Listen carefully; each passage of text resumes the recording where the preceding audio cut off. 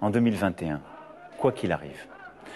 Nous saurons donc faire face aux crises sanitaires, économiques et sociales, terroristes, climatiques, qui ne s'éteindront pas avec le 1er janvier. Les premiers mois de l'année seront difficiles et au moins jusqu'au printemps, l'épidémie pèsera encore beaucoup sur la vie de notre pays.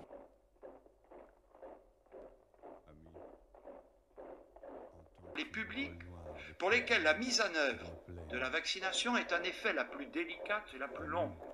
Les résidents des EHPAD et des unités de soins de longue durée. Mais ce sont aussi les plus fragiles. Plus de 23 000 d'entre eux sont décédés depuis le début de l'épidémie, soit près d'un tiers des décès totaux, alors qu'ils ne représentent que 1% de la population française. D'ici la fin de la semaine, tous les résidents volontaires des EHPAD auront reçu leur première injection. 70% de cette population aura franchi cette première étape décisive dans quelques jours. Et elle sera totalement protégée d'ici le début du mois de mars, à l'issue des deuxièmes injections. C'est un taux d'adhésion remarquable, preuve que notre stratégie dans ces établissements est la bonne. Mesdames et messieurs, nous allons voir polluer sur Internet de plus en plus, et je viens de le mettre, de plus en plus de statuts où il va y avoir des gens qui vont se plaindre que leur maman ou leur papa ou leur grand-mère ou leur grand-père qui est en EHPAD, ils vont commencer à pleurer leur mère en train de se plaindre des mauvais traitements dus au non-vaccin du Covid. Là, vous avez vu, il y en a un qui a dit « Ouais, il y a ma mère, ils l'ont suspendu de cantine, ils l'ont suspendu de ci, de ça, mais en fait, on s'en bat les couilles, ta vie.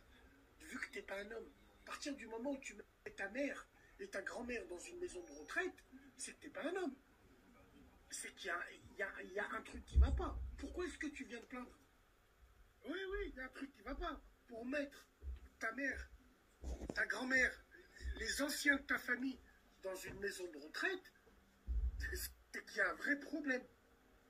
Alors évidemment, la Vox Populi, ouais, mais tu connais pas l'histoire des familles, ouais, tu connais pas, par Allah le Tout-Puissant, je jure devant Dieu.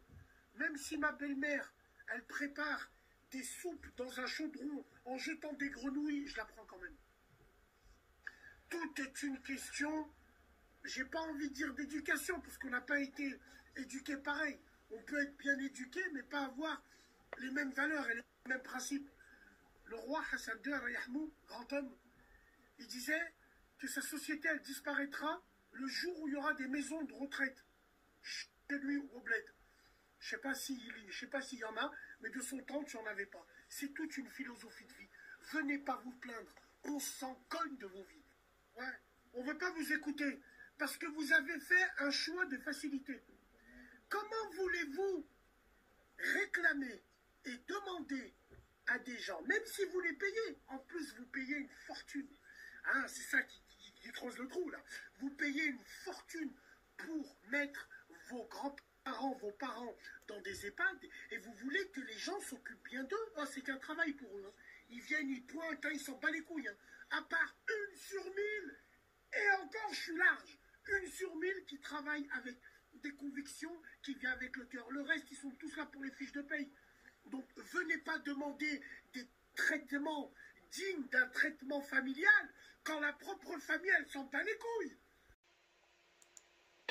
Les gens ont eu une peur énorme et elle a été alimentée. Après, c'est voir comment ça a été alimenté. Moi, honnêtement, en ce moment, je trouve que c'est tellement irrationnel cette peur. Quand je vois des sondages de gens qui disent qu'ils sont pour un confinement dur, je me dis, mais on est revenu à la peur ancestrale que certaines personnes dans la société mettaient pour contrôler les populations. Parce qu'en plus, cette peur et cette justification du confinement, elle est même plus scientifique, elle est sur un plan moral.